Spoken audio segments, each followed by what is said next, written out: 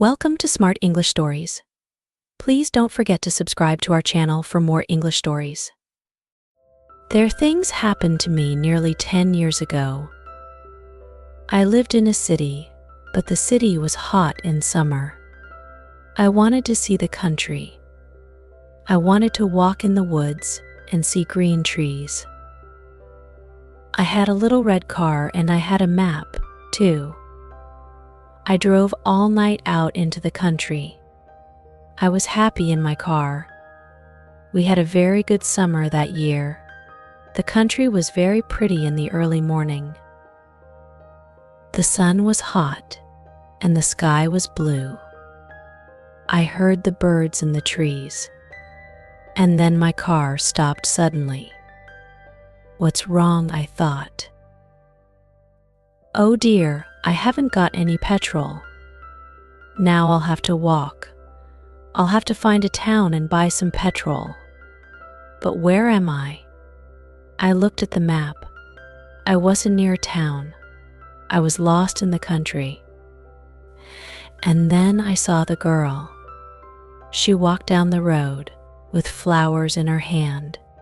She wore a long dress and her hair was long too. It was long and black, and it shone in the sun. She was very pretty. I wanted to speak to her, so I got out of the car. "Hello," I said. "I'm lost." "Where am I?" I said. She looked afraid, so I spoke quietly. "I haven't got any petrol." "Where can I find some?" I said.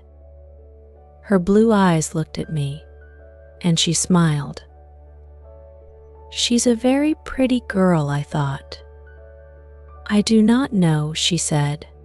"Come with me to the village." "Perhaps we can help you," she said. I went with her happily, and we walked a long way. There isn't a village on the map, I thought. "Perhaps it's a very small village," she said. There was a village, and it was old and pretty. The houses were black and white and very small. There were a lot of animals.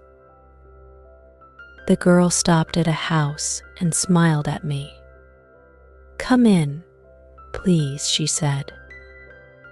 I went in. The house was very clean, but it was strange too. There was a fire and some food above it. I felt hungry then. That's strange, I thought. They cook their food over a wood fire. Perhaps they have no money. I met her father and mother, and I liked them. They were nice people, but their clothes were strange. "Sit down," said the old man. "Are you thirsty after your walk?" He gave me a drink, and I said, "Thank you," but the drink was strange too. It was dark brown and very strong. I didn't understand, but I was happy there. I asked about petrol, but the old man didn't understand. "Petrol," he asked. "What is that?" This is strange, I thought. Then I asked, "Do you walk everywhere?" The old man smiled. "Oh no, we use horses," he said. "Horses," I thought. "Horses are very slow. Why don't they have cars?" But I didn't say that to the old man. I felt happy there.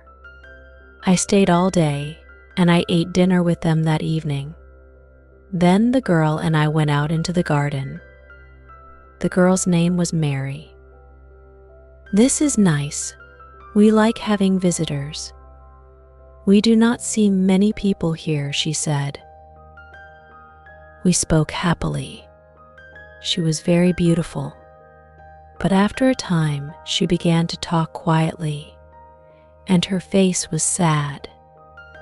"Why are you sad?" I asked her. I cannot tell you. You are only a visitor here. We have to say goodbye tonight. You have to go now, she said. I didn't understand. I loved her. I knew that. And I wanted to help her. Why did I have to go? But Mary said again in a sad voice, you have to go. It is dangerous here. So I said, I'll go to the next town and find some petrol. Then I'll come back. She didn't speak. I love you, Mary, I said, and I'll come back to you. You won't stop me. She said goodbye to me at the door. Her face was very sad, and I was sad, too. I didn't want to go. It was midnight. The night was very dark, but I walked and walked. I was very tired when I saw the lights of a town.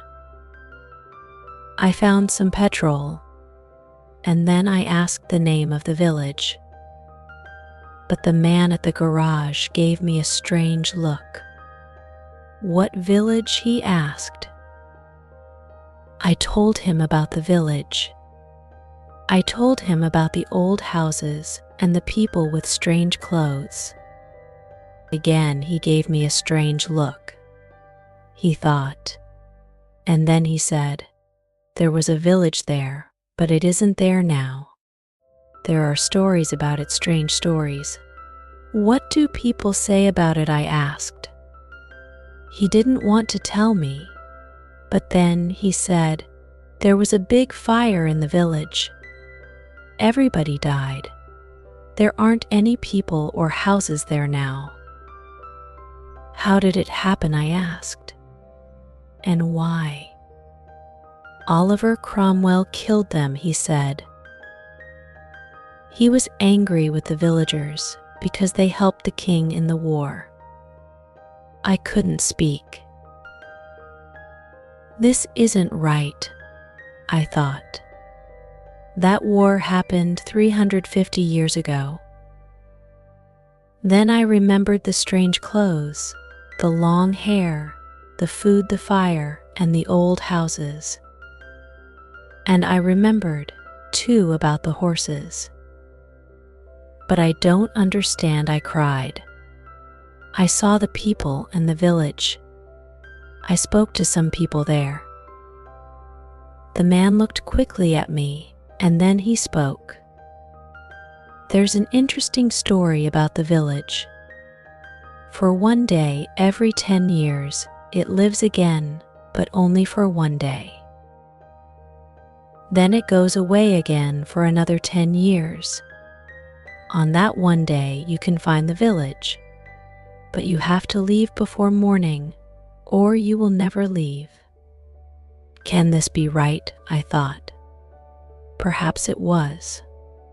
Mary said, you have to go. She loved me, but she said, we have to say goodbye. She was afraid for me. Now I understand, I thought. I went back to the village, but it wasn't there. I looked again, but I couldn't find it. I saw only flowers and trees. I heard only the sound of the birds and the wind. I was very sad. I sat down on the ground and cried. I will never forget that day. I remember Mary, and I will always love her. Now, I only have to wait 2 months. The village will connect back again. On the right day, I will go back. I will find her again, my love with the long black hair. And this time, I will not leave before morning. I will stay with her